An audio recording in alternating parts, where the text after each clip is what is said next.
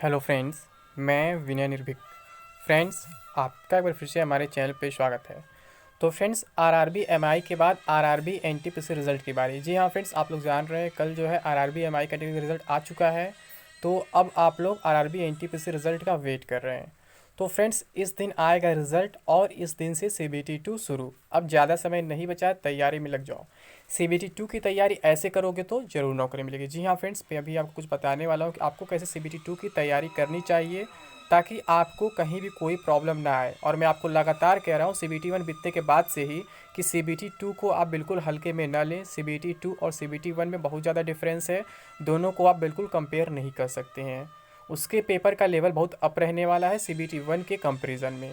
ठीक है, तो सबसे पहले आप लोग क्या करें, सबसे पहले जितने भी प्रीवियस ईयर्स पेपर हैं, चाहे एनटीपीसी सीबीटी 1 के, सीबीटी 2 के, ग्रुप डी के, एएलपी टेक, इन जितने एग्जाम्स अभी तक रेलवे की तरफ से हुए यानी आरआरबी की तरफ से हुए हैं, उन सभी पेपर को आप सॉल्व कर लें ताकि आपको एक रफ आइडिया लग जाए कि रेलवे कहाँ से कहाँ तक क्वेश्चन पूछ सकता है, उसका लेवल कहाँ से कहाँ तक जा सकता है। ये बात मैं आपको पहले भी बताया था कि रेलवे के जितने 2016 के बाद से अब तक पेपर लगभग 5 साल में, उन्हें आप एक बार चेक कर ले कैसे हुआ था। क्योंकि जब से ऑनलाइन 2016 से पहली बार ऑनलाइन हुआ था एनटीपीसी 2015 वाली वैकेंसी से, तो वहाँ से आपको एक रफ आइडिया लग जाएगा कि रेलवे का लेवल क्या है, वो सीबीटी 1 में क्या पूछ सकता है, सीबीटी 2 में क्या पूछ सकता है, सब कुछ अंदाजा आपको लग जाएगा। वैसे सीबीटी 1 तो आप दे ही चुके हैं और रिजल्ट के चक्कर में ना परेशान हो, मैं आपको पहले बता चुका हूँ। अगर आप सीबीटी 1 दे चुके हैं, जरा सा उम्मीद है तो आपको सीबीटी 2 के प्रिपरेशन में लग जाना चाहिए। वैसे कट ऑफ वाली वीडियो तो मैं अभी तक आपको नहीं दे पाया हूँ। ठीक है, मैं अपडेट नहीं दूंगा क्योंकि कई बार डेट देने के बाद भी मैं आपको वीडियो नहीं दे पाया, क्योंकि वो थोड़ा वीडियो इंपॉर्टेंट है फ्रेंड्स, वो इतना आसान नहीं है। मैं जैसे बिना मतलब कैलकुलेशन के नहीं दे सकता हूँ, इस वजह से मैं अभी तक नहीं दे पाया। डेट आपको देते जा रहा हूँ बट वीडियो अभी तक प्रोवाइड नहीं करा पाया हूँ। तो कोशिश करूँगा दूंगा, लेकिन अब मैं डेट नहीं बताऊँगा कि एक दिन में 2 दिन में, ऐसा कुछ नहीं बताने वाला नहीं हूँ। क्योंकि मैं कई बार ऐसा आप लोग को बोला बट मैं कर नहीं पाया, तो मैं उसकी बात नहीं करूँगा यहाँ पे। ठीक है, जब वो कंप्लीट हो जाएगा उसका प्रिपरेशन तो मैं आपको ऐसे अपलोड कर दूंगा, वो आप लोग को मिल जाएगा। लेकिन अभी हम प्रिपरेशन की बात कर रहे हैं, तो सबसे पहला काम यही होता है फ्रेंड्स किसी भी एग्ज़ाम के लिए कि सबसे पहले आप तो सिलेबस देखें, सिलेबस के बाद प्रीवियस ईयर्स पेपर देखें। ठीक है, दो चीज़ बहुत इंपॉर्टेंट होता है। अगर ये दो चीज़ आपके दिमाग में है, अगर आपको पूरा सिलेबस जो है ज़बान पे है, तो फिर आपको प्रिपरेशन बहुत ज़्यादा कठिनाई नहीं होगी। क्योंकि कोई भी किताब पढ़ने से पहले क्या होता है, एक माइंड मैप तैयार करना होता है, एक माइंड मैप सेट करना होता है कि मतलब कि इस किताब में कौन कौन से टॉपिक है, कितने टॉपिक है, टॉपिक के अंदर सब टॉपिक क्या है, सब टॉपिक में क्या है। ऐसे जब आप पढ़ते हैं तो फिर आपके दिमाग में हमेशा के लिए बैठ जाता है कोई भी चीज़। ठीक है, ये मैं केवल जीके जीएस की बात नहीं कर रहा हूँ, कोई भी सब्जेक्ट होता है, आपके मतलब माइंड में एक मैप बन जाना चाहिए कि इसके अंदर ये, इसके अंदर ये, इसके अंदर ऐसे करना चाहिए। तो सिलेबस तो आप लोग मतलब थ्रोली कवर करेंगे करेंगे, फिर उसके बाद आपको प्रीवियस ईयर पेपर सॉल्व करना है। और पेपर सॉल्व करने के बाद फ्रेंड्स आपको किसी भी डिस्क्रिप्टिव बुक पे नहीं जाना है, क्योंकि अब टाइम बहुत ज़्यादा नहीं बचा है कि आप डिस्क्रिप्टिव लगाने जाएँ। अब आपको क्या करना है, मार्केट से प्रैक्टिस सेट ला करके केवल वही लगाना है। क्योंकि ऑब्जेक्टिव लगाने से क्या होता है कि आपको एग्जाम वाली फीलिंग आती है। भले एग्जाम आपका ऑनलाइन होने जा रहा है, आप प्रैक्टिस सेट ऑनलाइन भी लगा सकते हैं, ऑफलाइन लगा सकते हैं, जो भी आपके पास अवेलेबल हो। अगर ऑनलाइन आपने नहीं लिया कहीं से भी फ्री वाला, फिर कोई परचेज नहीं किया है, तो आप ऑफलाइन टेस्ट सीरीज भी मार्केट से खरीद सकते हैं या फिर ऑनलाइन कहीं से परचेस कर सकते हो, आपके ऊपर डिपेंड करता है। ठीक है, तो मतलब कि आपको डिस्क्रिप्टिव बुक के पीछे नहीं भागना है, क्योंकि वहाँ से क्या होता है,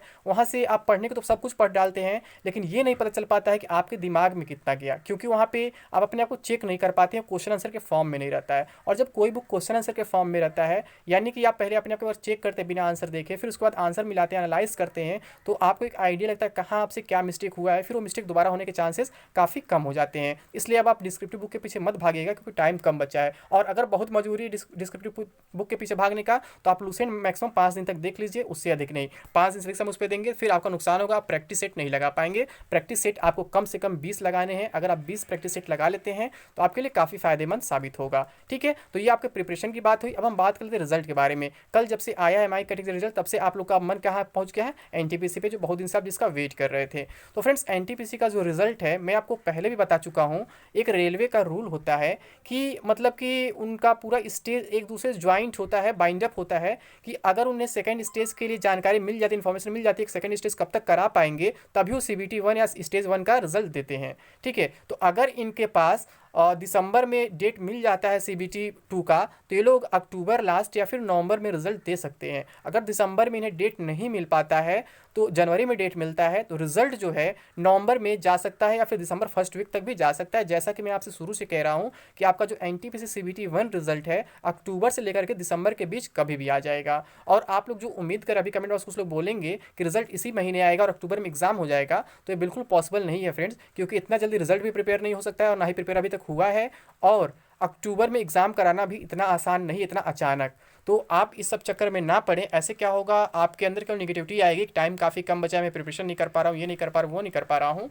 तो सबसे मेन फंडा यहाँ पे प्रॉब्लम यही है रेलवे की तरफ से कि वो इतने कम समय में रिजल्ट नहीं दे सकता है। अभी आप देख रहे हैं लगभग 9 महीने बाद तो MI कैटेगरी से रिजल्ट दिया है, और आप 1 से 1.5 महीने में आप इसका रिजल्ट उम्मीद कर लेंगे, तो ये बिल्कुल मूर्खतापूर्ण बात होगी, मूर्खतापूर्ण सोच होगी। तो अभी इस महीने कोई रिजल्ट नहीं आने वाला है। मैं मानता हूँ आप लोग के दिमाग में ये बातें भर दी गई हैं तमाम यूट्यूबर्स के माध्यम से कि आपका रिजल्ट 15 सितंबर तक आ सकता है या फिर 20 सितंबर तक आ सकता है, यानी मैक्सिमम लोग बोले इस महीने के एंड तक आ ही जाएगा। लेकिन मैं आपसे शुरू से कह रहा हूँ कि इस महीने में कोई रिजल्ट नहीं आने वाला NTPC का। अभी उसका आंसर की पे भी काम चल रहा है, जो आप लोगों ने ऑब्जेक्शन वगैरह किया है, तो आंसर की चेक होगा, फाइनल आंसर की आएगा रिजल्ट के साथ, उसके बाद ही कुछ होगा फ्रेंड्स। तो आंसर की बनाने में टाइम लगता है, उन्हें चेक करने में टाइम लगता है कि कौन कौन से क्वेश्चन पे ऑब्जेक्शन है, कौन कौन से क्वेश्चन इसको नेग्लेक्ट कर देना चाहिए, क्या करना चाहिए, वो लोग अभी डिसीजन ले रहे हैं, तो इसमें टाइम लगेगा। इतना जल्दी सारी कॉपी चेक नहीं हो जाएंगी और आंसर की अपडेट नहीं हो जाएंगे। तो मतलब कम से कम मैं बता ही चुका हूँ कि अक्टूबर से पहले तो कोई उम्मीद नहीं बनता है, सितंबर में कोई उम्मीद नहीं बनता है। और फ्रेंड्स जो सिलेबस है, जब सिलेबस आप देखेंगे इसका, तो काफ़ी अलग लगेगा CBT 2 से, CBT 1 से। तो इसलिए मैं आपसे शुरू से कह रहा हूँ कि इस पर आप अधिक से अधिक फोकस करिए, क्योंकि इसका लेवल काफ़ी अप है। अगर आप CBT 1 की तरह इसे हल्के मिलेंगे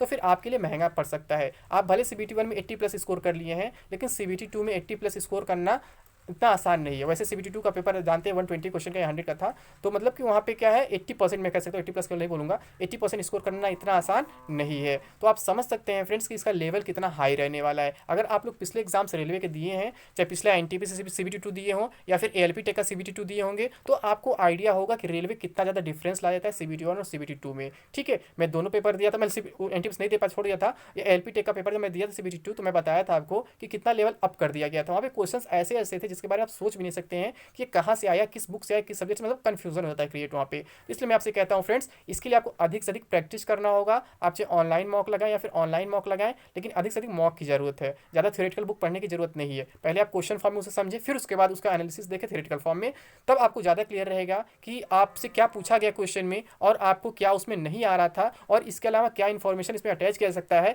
जिससे हम एक क्वेश्चन के साथ साथ 4 आंसर तैयार कर सकते हैं। ठीक है, तो आपको प्रिपरेशन पे अधिक से अधिक फोकस करना है, रिजल्ट वगैरह चक्कर में नहीं पड़ना है। रिजल्ट अपने टाइम पे आ ही जाएगा, अक्टूबर से लेकर दिसंबर के बीच कभी भी आ जाएगा। जब इन लोगों को CBT 2 के लिए डेट मिल जाएगा, उसके जस्ट 1 महीने पहले लगभग क्या करेंगे, रिजल्ट घोषित कर देंगे। क्योंकि रेलवे का एक रूल होता है कि CBT 1 के रिजल्ट के बाद लगभग 20 से 40 दिन के अंदर वो CBT 2 करा देते हैं। 20 से कभी 20 दिन से पहले भी करा देते हैं, कम टाइम में भी करा देते हैं, 15 दिन में भी करा देते हैं। मतलब मैक्सिमम 40 दिन का टाइम लेते हैं और मिनिमम 15 दिन का टाइम लेते हैं CBT 1 रिजल्ट से CBT 2 एग्जाम डेट में। ठीक है, तो मैं आपसे यही कहूँगा कि आप लोग रिजल्ट के चक्कर में ना पड़े, CBT 2 के ऊपर फोकस करें। आपके कई सारे एग्जाम है, लेवल 2 के एग्जाम है, लेवल 3 है, लेवल 4 लेवल 5 है। ठीक है, तो बहुत सारे हमारे पास 6 एग्जाम है, टोटल 5 एग्जाम इसमें है, लेवल 2 से लेवल 6 तक। तो सभी के लिए मालूम अलग अलग एग्जाम्स होंगे, और हमें लगता है एक एक दिन में 2-2 शिफ्ट होगा, 2-2 शिफ्ट एक एक लेवल का होगा, यानी हमारे ख्याल से कुल 5 दिन एग्जाम चल सकते हैं। तो देखिए वहाँ पे क्या होता है। ठीक है, वो तो बाद का चीज़, लोग 5 दिन में एडजस्ट करेंगे, 10 दिन में एडजस्ट करेंगे, 2 शिफ्ट में एडजस्ट करेंगे, एक दिन एक शिफ्ट में एडजस्ट करेंगे, उनका मामला है। लेकिन हमें केवल प्रिपरेशन पे फोकस करना है। ठीक है, और जो लोग अंडर ग्रेजुएट है, केवल 12th पास आउट थे, उनका कट ऑफ हाई जाएगा फ्रेंड्स। ठीक है, मैं पहले बता देता हूँ, वो मैं कट ऑफ वीडियो से ला दूंगा,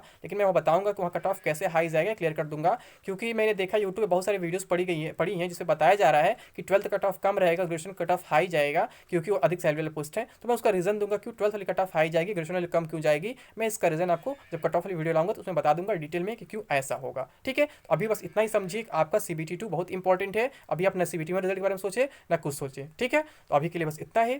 थैंक यू, जय हिंद, जय भारत।